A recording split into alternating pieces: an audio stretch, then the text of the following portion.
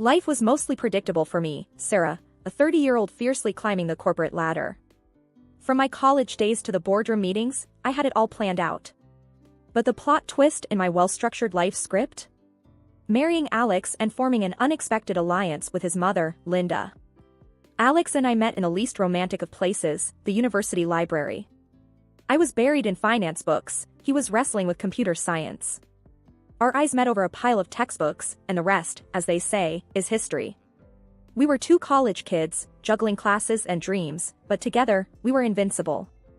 Alex was the calm to my storm, the laughter to my seriousness. Our friend Brian, a pal from college days, played a big part in our lives too. He was the one who vouched for Alex, getting him a job as an IT guy at his firm. Brian and his wife, Rachel, were like the couple version of that cozy, familiar cafe you love, always welcoming, always a good time. Then came Linda, Alex's mom. I'd heard the horror stories, the meddling, the judging.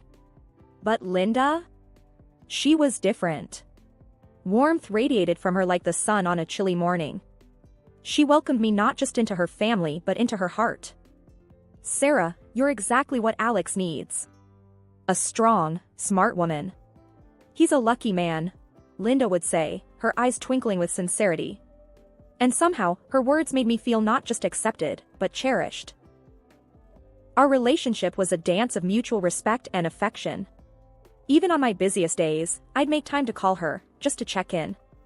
Hey, Linda, it's Sarah. How are you holding up? Oh, dear, just the usual. But tell me, how's work? Don't let them overwork you, Linda would reply, her voice always laced with concern. We'd chat about everything and nothing, from her legendary apple pie recipe to the latest office politics. Linda wasn't just my mother-in-law, she was a confidant, a friend. We were a trio bound by love, but even the strongest bonds can fray under the weight of unspoken truths and unmet expectations. And as the days rolled into nights, the cracks began to widen, setting the stage for a storm that was silently brewing on the horizon. The glow of my career cast a shadow over my personal life. With each promotion and business trip, the distance between Alex and me grew. Our home, once a sanctuary, started to feel more like a hotel for me, a place to crash between flights. One evening, I returned from a grueling 2-week trip. The house greeted me with a cold silence and a mess that seemed to scream neglect. Pizza boxes piled up like a monument to Alex's apathy, and the laundry basket overflowed, a testament to the widening gap in our relationship. Alex, this is ridiculous. It looks like a dump here. I snapped, my frustration boiling over as I surveyed the chaos. He looked up from his computer, his eyes barely registering my presence. Hey, Sarah. Chill. Yeah, it's just a bit of mess. No big deal. No big deal? I work my butt off, and you can't even manage to keep the house clean? Is that asking too much? My voice was sharp, the words slicing through the tense air. He shrugged, a dismissive gesture that fueled my anger. You know I'm not Mr. Clean. Why fuss about it? Why? Because I live here too, Alex. Because we're supposed to be a team. The words tumbled out, raw and unfiltered. The conversation, if you could call it that, ended with cold silence. Our home felt more like a battleground, our conversations reduced to terse exchanges and resentful glances. The next day, Linda called. Her voice, usually so warm and comforting, carried a note of concern that made my heart sink. Sarah, dear, is everything all right? You sounded off yesterday. I sighed, the weight of the unspoken truths heavy on my chest. It's been tough, Linda. The house, Alex, everything seems to be falling apart. Linda was silent for a moment, then spoke with a firmness that was rare for her. Sarah, you're doing your best. But Alex needs to step up. You can't carry the load alone. Her words were a balm, a reminder that I wasn't in this turmoil alone. But they were also a stark reminder of the growing rift between Alex and me. That night, as I lay in bed, the moonlight casting a soft glow in the room, I couldn't shake the feeling of disquiet. The once comforting silence now felt oppressive, filled with the echoes of our failing relationship. Alex, we need to talk. This can't go on, I whispered into the darkness. He turned to face me, his face a mask of indifference. What's there to talk about, Sarah? It's just a bit of mess, not the end of the world. But it's not just the mess, Alex. It's us. We're drifting apart, and if we don't do something, I'm afraid we'll end up strangers living under the same roof. He didn't respond, the silence between us growing louder than any words could. In that moment, I realized that the cracks weren't just beginning to show, they were widening, threatening to split the very foundation of our marriage. The days leading up to Thanksgiving were supposed to be filled with the warmth of family and the joy of togetherness. However, life had other plans. Linda was hospitalized due to an exacerbation of her chronic illness. The hospital's sterile, impersonal halls were a stark contrast to the festive atmosphere we had hoped for. Sitting by her hospital bed, I held her hand, her usual warmth diminished by the cold touch of 4 needles. Linda, you won't spend Thanksgiving here. I'll pick you up and we'll celebrate at home, just like we always do, I assured her, squeezing her hand gently. She smiled weakly, a shadow of her usual vibrant self. Thank you, dear. But what about your work? You're always so busy, she murmured, concern for me outweighing her own discomfort. Don't worry about that, Linda. You're more important, I replied, though the weight of my responsibilities loomed large in my mind. However, just as I was ready to put work aside for family, my boss dropped a bombshell. He called me into his office, his expression grim. Sarah, we need you on an urgent business trip. It's critical, and I wouldn't ask if it weren't absolutely necessary. I felt torn, caught between my commitment to my family and my duties at work. But sir, it's Thanksgiving, and my mother-in-law is in the hospital. I promised her I'd be there, I explained, hoping for some understanding. He sighed, his gaze fixed on some unseen dill. Sarah. I understand your predicament, Sarah, but this is a matter of great importance. We're counting on you. The weight of my professional life was a burden I was accustomed to carrying, but it had never before felt so heavy. With a heavy heart, I turned to the one person I thought I could rely on. Alex, I have to go on this trip. It's urgent. Can you please make sure your mom is taken care of? Pick her up from the hospital on Thanksgiving Day. She shouldn't be alone on the holiday, I pleaded, the worry evident in my voice. Alex, who had been more distant lately, seemed to understand the gravity of the situation. He nodded, a glimmer of the man I once knew shining through. Of course, Sarah. I'll take care of Mom. You don't have to worry about a thing, he assured me, his voice steady and reassuring. Reluctantly, I packed my bags, my mind a chaotic mix of client meetings and concern for Linda. As I left, I glanced back at our home, a place that once represented comfort and love, now a symbol of the sacrifices and choices that define our lives.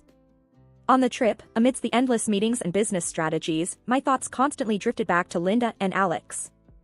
I found myself checking my phone incessantly, hoping for an update, a sign that everything was as it should be. But it was the silence that spoke volumes, the absence of messages or calls that painted a picture far from the reassuring promises made. As the critical hours ticked away, the unease in my heart grew, a foreboding sense that this Thanksgiving was going to be unlike any other we had ever experienced. The silence of my phone was deafening, each missed call to Alex a growing echo of my anxiety. The business trip, usually a whirlwind of meetings and networking, felt like a slow crawl, each moment stretching out with worry for Linda and frustration towards Alex. I tried calling again, the phone ringing hopelessly into the void. Come on, Alex, pick up. I muttered under my breath, the bustling airport around me fading into a blur. The call went to voicemail, again. My mind raced with worst-case scenarios, each more troubling than the last. In desperation, I dialed Linda's number, half expecting the same cold silence. But after a few rings, her frail voice came through, weak and tinged with sadness. Linda, it's Sarah. I've been trying to reach Alex. How are you? Is everything set for Thanksgiving? My words tumbled out, a mix of hope and dread. Oh, Sarah. Linda's voice broke, a soft sob cutting through. I'm still at the hospital. Alex, he didn't come. My heart sank, a heavy weight of betrayal and worry settling in. What? But he promised. He said he'd be there for you. The words felt hollow, a stark contrast to the chaos of emotions inside me. I know, dear. I waited, but Linda's voice trailed off, the hurt unmistakable. Anger and concern battled within me. How could Alex do this? How could he leave his own mother alone in the hospital, especially on Thanksgiving? I knew I had to act, and fast. Linda, I'm so sorry. I'm coming back right now. I'll sort this out, I promise. With a shaky hand, I dialed my boss, the urgency in my voice cutting through the formalities. Sir, I need to go back. It's an emergency. My family needs me. I'm sorry, but I can't stay. To my relief, he understood. Go, Sarah. Family is important. We'll manage here. The relief was short-lived, replaced by a sense of urgency. I rushed through the airport, each step fueled by a mix of worry for Linda and a growing anger towards Alex. As the plane took off, my mind raced with unanswered questions. Why didn't Alex pick up Linda? Where was he? And most importantly, what would I find when I got back? The flight felt like an eternity, each mile home a mix of dread and determination. I was going back, not just to salvage the remains of Thanksgiving, but to confront the unsettling truths that lay hidden behind Alex's unanswered calls. After the draining flight and the tense drive, the world seemed to slow down as Linda and I approached her house. I managed to pick her up from the hospital. The night was unusually quiet, the kind of quiet that feels heavy, loaded with unspoken truths waiting to burst forth. I glanced at Linda, her face etched with the pain of her son's betrayal. Her silent tears were a sharp reminder of the reality we were about to face. I reached for her hand, offering a silent promise of support, no matter what lay behind the closed door of her home. Pulling into the driveway, I hesitated for a moment before picking up my phone. It was time to confront Alex, to demand the truth that had been so carelessly twisted. I dialed his number, my heart pounding against my chest. After a few rings, Alex's voice came through, casual, unaware of the storm that was about to hit. Hey, Sarah. What's up? Alex, where are you? And where's your mom? My voice was steady, each word a carefully laid trap. There was a brief pause, and then, oh, Mom's right here. We're at her place, getting things ready for Thanksgiving, just like we planned. The lie was so blatant, so hurtful, that for a moment, I couldn't breathe. Linda, sitting beside me, let out a soft whimper, her heartbreak audible in the cramped space of the car. I ended the call and turned to Linda, her face a portrait of a mother's heart shattered by her own son's lies. We're going to get to the bottom of this, I assured her, though my voice trembled with my own swirling emotions. Linda nodded, a silent warrior bracing for the battle ahead. We got out of the car and walked up to the front door. The familiarity of the place, once a symbol of family gatherings and joyous celebrations, now felt tainted, corrupted by the web of lies spun within its walls. Linda, with a hand that trembled ever so slightly, unlocked the door. We stepped inside, the dimly lit hallway leading us towards the faint sounds of conversation and laughter, a stark contrast to the somber mood that clung to us like a second skin. As we moved quietly towards the living room, the reality of the situation hit me like a physical blow. There, in a scene that seemed surreal in its normalcy, was Alex, sitting cozily next to Rachel, Brian's wife. The laughter, the intimacy of their posture, spoke volumes of the betrayal that had been hiding in plain sight. For a moment, time stood still. The air was thick with tension, the silence a stark prelude to the storm of emotions about to be unleashed. Linda's presence beside me was both a source of strength and a poignant reminder of the pain inflicted not just on a wife, but on a mother. The silence in the room was deafening, the air thick with the tension of a moment that none of us could have imagined. Alex and Rachel, caught in the act, looked like deer in headlights, their guilt written all over their faces. What the hell is this, Alex? My voice was a mix of rage and disbelief, my words cutting through the silence like a knife. Alex stuttered, his usual laid-back demeanor shattered by the gravity of the situation. Sarah, it's not what it looks like. I can explain. Explain? Explain how you could do this to your own mother. To me? I shot back, the fury in my voice making my hands tremble. Linda stood silently, her eyes fixed on her son, the pain and betrayal in her gaze more piercing than any words could ever be. Rachel, her face pale and tear-streaked, finally found her voice. Sarah, please, don't tell Brian. This was a mistake. A terrible mistake. Mistake? You call this a mistake? I couldn't contain the bitterness in my voice. You both made choices, selfish, hurtful choices. And now, you want to sweep it all under the rug like it's nothing? Alex tried to speak, to salvage what little he could from the wreckage of lies. Sarah, please, let's talk about this. We can fix it. Fix it? How, Alex? By pretending that your affair, your betrayal of everything we stood for, never happened? The room felt smaller, the walls closing in with the weight of the truth now laid bare. Linda, who had been a silent witness to the unfolding drama, finally spoke, her voice a soft yet formidable force. Alex, how could you? After everything, how could you do this to your family? Alex's gaze dropped, unable to meet the eyes of the two women he had hurt the most. The room was filled with the sound of broken hearts and shattered trust, the aftermath of choices that could never be undone. Rachel, her composure crumbling, pleaded through her tears. It was a mistake. I never meant to hurt anyone. Mistakes are forgetting to pick up milk, Rachel, not having an affair with your friend's husband. I snapped, the rawness of my emotions leaving no room for sympathy. The confrontation was a whirlwind of anger, hurt, and disbelief, a storm that left no one untouched. Each word spoken was like a piece of the life we had known, falling away to reveal the harsh reality beneath. In the wake of the turmoil, the world seemed to stand still, the rhythm of life disrupted by the discordant notes of betrayal and loss. Linda and I found ourselves adrift in a sea of uncertainty, clinging to the fragile raft of our shared pain. The living room, once a hub of laughter and warmth, now felt like an echo chamber of our shattered dreams. Linda and I sat, a silent understanding between us, the weight of recent revelations heavy in the air. Sarah, I just can't fathom it, how Alex could do this. And Brian, poor Brian. Linda's voice trailed off, the edges of her words frayed with sorrow and disbelief. I nodded, my heart heavy. I know, Linda. It's like we've been living in a parallel universe, and now we've been thrust back into a harsh reality.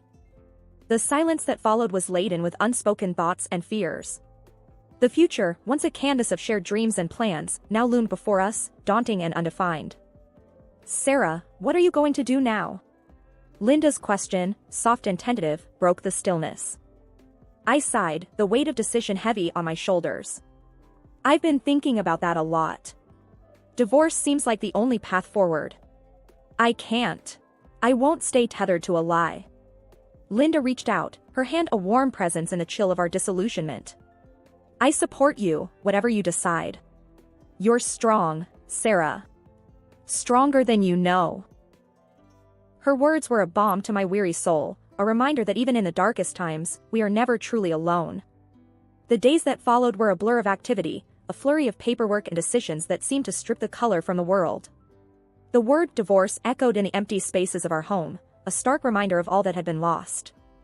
Alex's attempts at reconciliation fell on deaf ears. His presence, once a source of comfort and joy, was now a specter of betrayal, a ghost haunting the corridors of my heart. Sarah, please. Can we not try to work through this? I'm sorry, more sorry than you can imagine, Alex pleaded, his words a desperate attempt to bridge the chasm his actions had created. Sorry doesn't undo what you did, Alex. It doesn't erase the pain, the lies. I need to find my way forward, and I can't do that with you, I replied, my voice a steady anchor in the storm of my emotions. The revelation of Alex and Rachel's affair sent shockwaves through our lives, but the fallout didn't end there. Brian, who had been a friend and ally, was blindsided by the betrayal. His decision was swift and final. Alex lost not only his wife but his job as well, the consequences of his actions leaving him isolated and exposed. Rachel, too, faced the harsh aftermath as Brian filed for divorce, the trust in their marriage irreparably broken. The garden was serene, a tranquil oasis where Linda and I sat, surrounded by the vivid tapestry of autumn. The air was crisp, carrying the scent of change, a reminder that even in life's coldest moments, warmth and beauty could still be found. Linda broke the silence, her voice thoughtful. You know, Sarah, life never stops surprising us. Just when we think we have it all figured out, it turns everything upside down. I smiled, feeling the truth in her words. It sure does. But somehow, it's in these upside-down moments that we really find our strength, don't you think? She nodded, her eyes reflecting the wisdom of experiences lived and lessons learned. Absolutely. Strength and maybe a bit of stubbornness too. Our laughter mingled with the gentle rustle of leaves, a symphony of resilience and renewed spirit. The conversation drifted, touching on memories, dreams, and the open road ahead. I've been giving it a lot of thought. I began, the idea that had been simmering in my mind now ready to be shared. I think it's time for a new chapter, Linda. A new place, new faces, a new start. Linda's eyes widened slightly, a mix of surprise and understanding. A new place? That's a big step. But if anyone can make it work, it's you, Sarah. What's on your mind? Somewhere far from here. A place where the past doesn't linger around every corner. I want to rediscover myself, outside the shadows of what's happened, I said, the words painting a picture of hope and liberation. Linda reached for my hand, her touch a warm anchor in the sea of uncertainty. You'll always have a place here, Sarah. No distance can change that. And remember, I'm just a phone call away, day or night. I squeezed her hand, grateful beyond words. I know, Linda. And that means the world to me. But I feel like this is something I need to do. To prove to myself that I can start over, that I can build something new from the ground up. We all need that sometimes, a fresh start, Linda mused, her gaze following the flight of a lone bird across the sky. And while you're out there, building your new life, never forget how strong you are, Sarah. You've weathered a storm many couldn't, and you've come out stronger on the other side. The sun began its descent, painting the sky in shades of orange and pink. The garden, a riot of colors and life, stood as a testament to new beginnings and the resilience of nature. As the day faded into evening, the garden became a silhouette against the twilight sky.